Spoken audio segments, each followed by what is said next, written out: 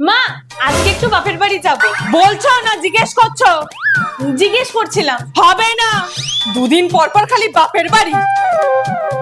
কতদিন পর মামা মাসিরা আসছে, একটু দেখা করতে যেতেও পারবো না। মালকিন, তুমি না থাকলে যে বুড়ির রান্না বান্না কাজকর্ম হবে না, তাই বুড়ি ওরম করে।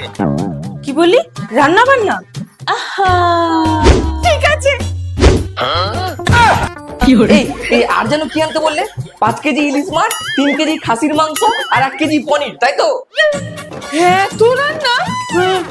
এই তার আগে আজকে দেখবো তুমি কি ঈশ্বরকে বেশি ভালোবাসো না আল্লাহকে বেশি ভালোবাসো। যদি তুমি ঈশ্বর ভালোবাসো সাবস্ক্রাইব লাভ রিয়েক্ট করো, আর যদি আল্লাহকে ভালোবাসো তাহলে সাবস্ক্রাইব লাইক নিজের ধর্মের নাম লিখে দাও কমেন্টে।